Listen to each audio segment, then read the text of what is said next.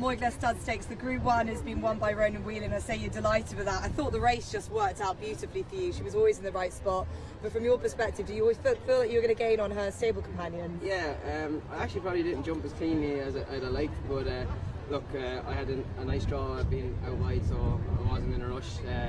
I knew I had time to maybe move on up, and I couldn't believe how well I was travelling, running past the junction, and when you're riding them and you feel like when you really get stuck into them and gather them up, I really thought you would pick up well, and look, she was valued for a bit more. I thought she hit the line really strong. Yeah, this wind, it's a difficult element for these 2-year-olds, but she's been quite busy. She's travelled over to Goodwood as well. That's probably helped her professionalism. Does she feel just slightly more capable considering that? Yeah, exactly. Do you know, when it came to running down to the 2 to the 1, where I needed her to really, grind for me and put her head down for me, she really did. Like that experience really stood to her. You're running up a hill on slower ground into a headwind, so it's not for the faint-hearted, in this grade, and it just is a testament to the filly how strong-minded she is and her ability along with it. I know that she was maybe the third string of the O'Brien 3, but I'm sure that's something that you don't mind. But it's a great opportunity. I know that Ryan's out, and it sort of gives you the opportunity to get on board. Tell me about how that is for you and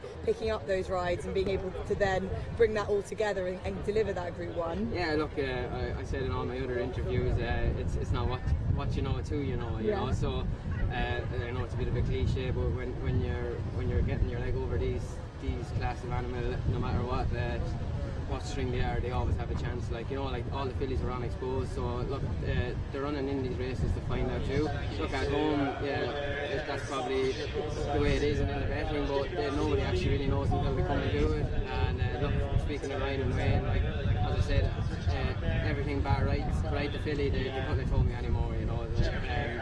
Everyone's in for each other. And getting Group 1s is difficult, especially in this country. It's very much a couple of big yards get all the Group 1s. I know you've had Group 1s all over the world. You've won this race in 2018, but they are hard to come by. So how much does it mean to you personally? Look, it means a lot now. As far as being a jockey goes, this is our one big weekend of the year.